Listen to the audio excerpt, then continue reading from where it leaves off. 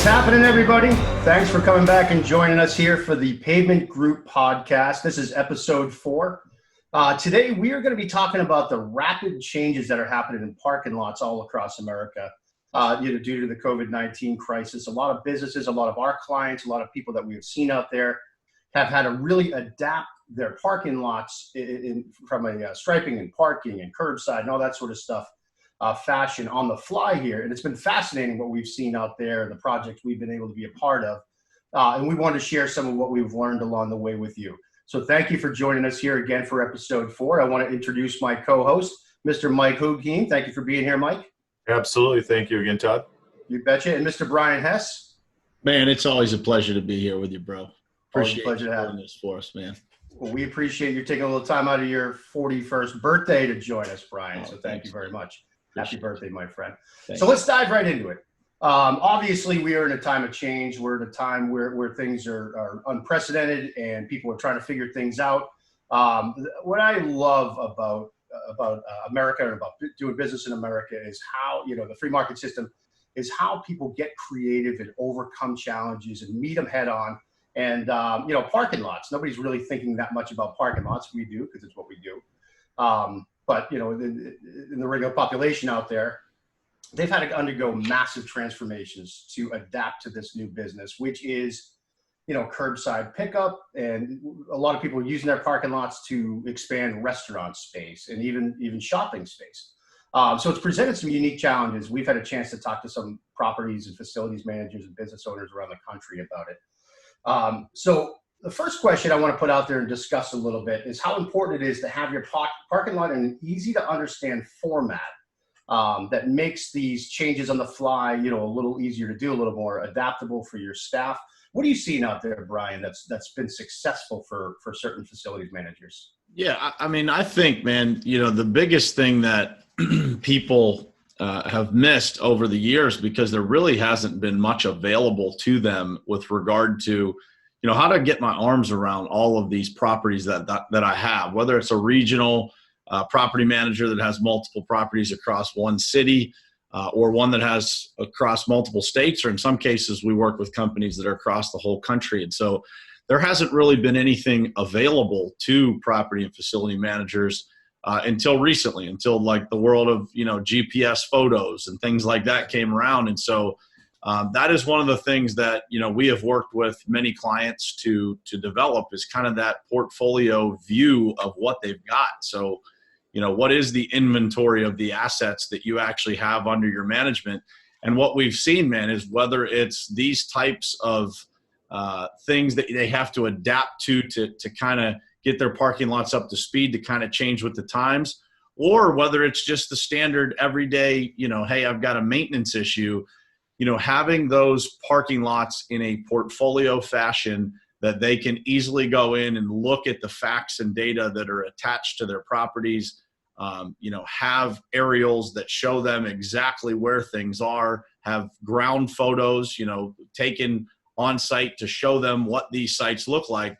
It really prepares them for anything, for these types of changes where they need to put some curbside stuff in. That information allows them to pivot that fast, right? They can just go to these sites.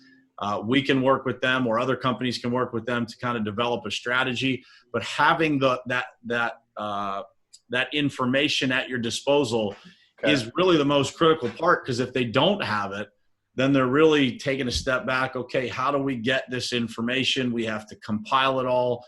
And so it takes a long time to do that when change is necessary, versus if you have all the information, you're ready to roll right now. Absolutely. No, that's great. Mike, anything that you'd add to that? I guess, partnering with our clients the way that we do to perform property assessments has allowed us to gather all this information for them. And honestly, it's helped us as contractors too, because we can see their whole portfolio and are able to help them make decisions portfolio wide instead of just individual location based. So being given that whole overhead view of what they've got going on has allowed them and us to create scopes that are more representative of the whole portfolio, other than just try and just throw dollars at each individual site. Sure. Well, let me ask you this, Mike. So as you know, more of these businesses and more of the world is really going to sort of that pickup model and maybe curbside, because we don't know how long we're in this. We really don't. You know, it's sort of an unknown at this point, and people need to be ready for anything. What specific challenges are you seeing that some of your customers are having designing this? Well, it's they want to put this up front and center, but yet you have other things that are stopping you from doing that. So being able to figure out where to put these curbside pickup areas is really kind of it's key to them being able to make that being a productive part of their business. Okay. By taking the whole large portfolio and deciding where these things need to be put and how they're going to be able to do it in a company-wide fashion is something that we've been doing for quite some time. I mean, we're able to help roll out large projects like this and put a lot of planning behind them so they can go off without really any hitches throughout the process. Okay, that makes sense. Brian, would you add anything there? Yeah, I think, man, it's just, society is going to challenge these businesses to adapt, right? Those that do are going to have more business. I mean, a good example of this would be, Starbucks is slowly but surely moving out of all of their standalone locations into places nearby to that location where there is the ability to have a drive-through. They just did it at the local one that's right next to our office here in Pittsburgh. And, I think you'll continue to see that. And so, this is becoming the norm. Amazon started it, COVID-19 finished it. The convenience factor, the pickup factor, all of those things. It's like, man, people start to say, I don't really want to get out of my car. I'll drive an extra 2 miles to go to a location that I get coffee at that has a drive-through so that I can stay on the phone, be more productive. If I'm talking to somebody about business, I can go to that drive-through and not have to, I can just hit mute, listen, go through the drive-through, no inconvenience. I'm more productive, all those things. So I think you'll see the world challenging every business to adapt to these types of things. And so it's necessary for property managers, property owners, facility managers to be out in front of this stuff, so that they're not being reactive and trying to get stuff done. And then it becomes a little bit more difficult. Absolutely. So something we talk about a lot is leveraging technology. And I can see, so travel's tricky right now too. So if you're a portfolio manager and you have 20, say, locations spread out about 5 or 6 states, it's not always easy to get between. Each state has different rules and regulations. And sometimes you're going somewhere, they want you to stay there for 14 days and before you leave and quarantine and all that sort of stuff. So it's tricky, it's gotten tricky. Talk a little bit about the process, Brian. I'll start with you, of leveraging actual technology, what that looks like. Let's get a little granular here and talk about what that really looks like to help you support and have all that information and make fact-based decisions in your portfolios. Yeah, I mean, I think that, technology is the key to it if you have multiple properties. And that, when I say multiple properties, it could be as few as a couple, right? Because if you've got 3 decent sized properties, it's very difficult as a property or facility manager to know every inch of of 500,000 square feet collectively of parking lot space, right? So, when you talk about technology, to create the transparency and the consistency in a portfolio, it's the only way that you can get it, because otherwise, and we've had some conversations recently with customers where they talked about, they're receiving books from, like an engineering firm or something like that. And, that really doesn't work in today's world. It has to be a technologically driven approach to be able to be successful, because the visibility has to be there and everything's changing so quickly. So the minute that you print a book, it's already old because there's new information out there. Technology allows you to just very quickly and easily replace that. So I think there's 2 pieces to that technology, man, is like, you've got the pavement assessments. And so being able to provide people with that portfolio view. On the flip side of that, for the planning and rollout of these types of projects, if the person that you're working with, whether that's a contractor or an engineering firm or whoever it is, doesn't have some sort of, project management portal or technology solution that allows them to create visibility for the client through this process, it's just going to be a lot more difficult for the property facility manager or property owner to see a successful rollout, because they can't keep their finger on it, right? Versus, for us, we have created something that, is really a collaborative approach. Like, we want the customer to be involved. One of the things that I say to customers all the time is like, we don't want to just check every box, but we want you to see us checking every box through the power of this project portal that we have. And, that is, I can't imagine, as Mike said, there's two sides to it, the customer side and our side. I can't imagine being a contractor and trying to manage these types of rollouts without that technology. Sure. Okay. Well, that's well said. That's well said. And the ability to share, like you were talking about getting a book or sort of doing stuff a little bit more the old fashioned way with site surveys, the ability to have that all digitally gives you the ability to share, right? And update and keep it real time. And it becomes documents that are living and breathing, not something that, oh, that's a site plan for 5 years ago. Well, boy, we've done 3 projects since then. I forget what it really looks like. Yeah. So that's really well said. Mike, I got a question for you. So, I think back, and I've been doing this for 17, 18 years, something like that. Sure. The last time I remember something, you're laughing at me, Brian, because you're only 41 today. I'm the old guy. I get it. Maybe it's been more like 25. Who remembers?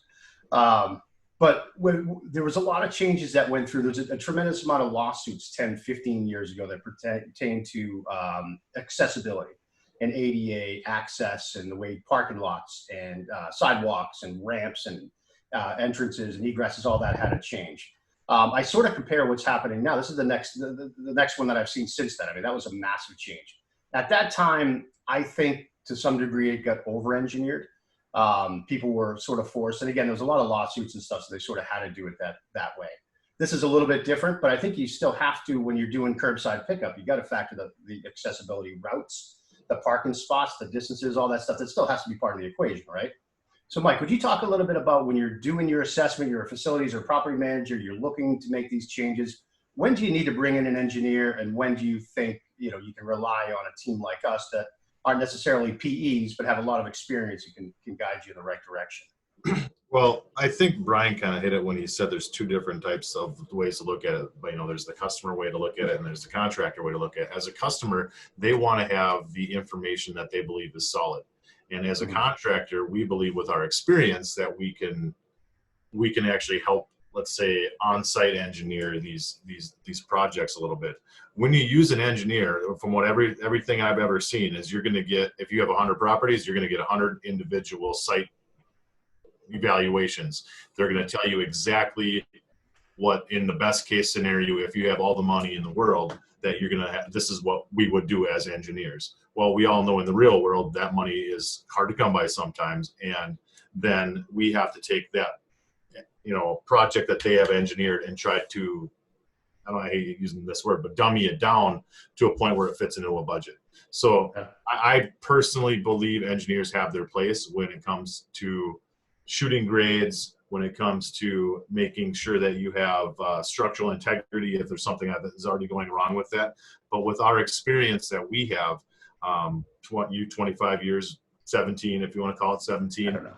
Me and Brian have been doing this for quite some time ourselves. I think that we have been able to see those differences where we can actually help a customer by building or on-site engineering or value engineering a project compared to spending the large sums of money to have them give you an individual aspect on each individual project. Sure. Okay. That's well said. Yeah, and one more thing too, quick. Engineers are not doing what we do, as in taking a whole portfolio and looking at a portfolio. We work with the client in the beginning to decide what's important to them. Is it aesthetics? Is it safety? Is it these new drive lanes and whatnot?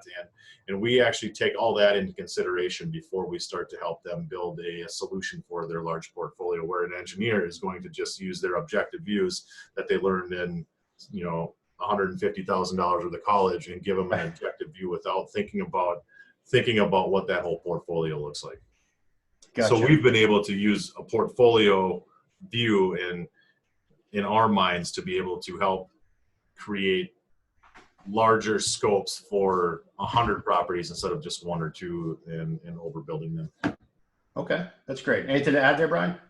I would just say, Mike kind of made the point. I'll just rephrase it a little bit is that, when we are working with these customers, the difference between us and engineers, and it's again, nothing against engineers, they do a great job and they provide us with high levels of details that make performing jobs easy. What they don't always take into consideration is A, the client's budget, B, the customer experience in these places where we're going to be working.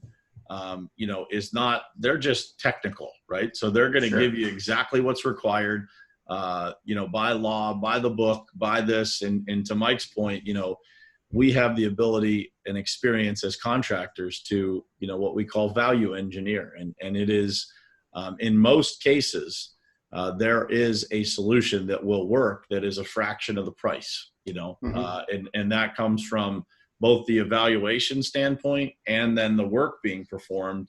A lot of times we can make it work for a lot less money on both sides of that. Okay. Well, that's great. Yeah. That's going to be a part of it as well as the cost standpoint where, especially when you're looking across a portfolio, it's a tremendous amount of money to spend with maybe an engineering firm or something along those lines where you're getting a depth of information. Sometimes you don't necessarily need, right? That's just could be a little bit of overkill. Plenty of friends that are engineers. They're great people. We're not saying don't bring them in when you need to. There's their engineering disclaimer. They're good. They're good people. Awesome. So having an understanding of, regional type facilities and knowing, because we work in all the markets around the country more heavily in some than others. But what's the impact, Brian? What's the advantage that we have knowing somebody's region, knowing somebody's territory when you're putting these things in place? Because it's not going to be the same in every state. That we see every state right now. With the COVID-19, there's 50 different sets of rules out there right now, whether it's the opening or what buildings you can go into and all that sort of stuff. How does our unique ability, or someone that's like a contractor like us, unique ability to know their territory, how does it help people? I think it's huge, man, because, I can tell you from experience, managing these types of rollouts, hundreds of stores or, whether it's evaluating hundreds of stores or performing work across the board at a bunch of them, it takes a special skill set to be able to manage these types of projects. And you really have to have your infrastructure inside of your company set up for that, right? So, and again, nothing against the local contractors, but it's just not a normal thing for them to do massive rollouts like that, versus, your national players or larger regional players. They're typically a lot more familiar with that type of thing. And there are very unique challenges that go along with this. You mentioned a few of them. There's different rules and regulations. Where do you need permits? Where do you not? What is, you got to keep track of the weather in every single market. Not every person that's not used to doing that is going to have that. And then, the challenges of how do you communicate? How do you organize and distribute information to the people that are in the field in a consistent format so that these jobs actually get performed the way that they were planned, right? That all of those details matter. And so having experience with these types of national and regional rollouts is imperative. We were talking before we got started here about one that we did last year. It was like 70 something locations of pretty decently sized striping jobs. And we got that work done in under 45 days. And that is not an easy task to do. And, if we didn't have the experience and the team that we have, I would never have been comfortable even agreeing to being able to do something like that. So I think it's important for, the property and facility managers maybe listening to this to understand that, you just want to make sure that those things are in place, that there are processes, clearly defined processes of how these things get handled, so that they're not, getting into a situation with someone that just lacks the experience of doing it, right? These things are difficult and they require a high level of attention and care. And so the companies that you're working with should have a lot of experience in doing this. That particular project you're talking about too, Brian, that was fascinating for me to watch. Without saying the name of the company, I believe they're the world's largest online retailer. How many times have they had to change the layouts because of, again, the business? In their case, their business has grown They've had to add to their fleet. They've had to add the way that they move around their parking lots, all their logistics. And having that information when they call to say, yeah, we did that one in, Des Moines. We moved this spot here. Okay, here's what it looks like right now. What do you want to do? And you can do it over the phone. You don't have to get on a plane. You don't have to pull a facilities manager from the West Coast to meet you here, blah, blah, blah. It's minutes and not days of putting these plans together, right? Yeah, and I would add to that, man, we've got unique technology that a lot of people don't have that we've invested into for those types of challenges specifically, so that, the team that works on that stuff can pull up and have access to aerial imagery that's less than 3 months old 99% of the time, right? So, sure. We've run into situations where we're supposed to be, striping a section of a parking lot, and there's still an island there that was supposed to be removed. Sure. We can predict that and not have the same issues that people that don't have that type of technology and process in place of checking all those things would have. And those seem like little issues, but when you're doing a multi, 100 stores, 50 stores, 50 locations, 200 locations, those things matter, and they add up fast, and they cause a lot of friction for the people on the other end, right? Just trying to manage all of that stuff while they have the rest of their jobs to do.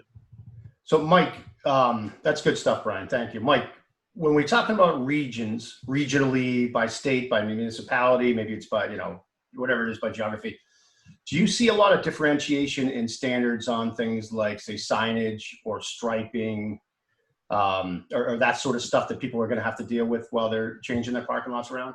Absolutely. There's some places require permits for parking, some places don't. Some places require that you have pre-drawn plans for your parking, and others don't.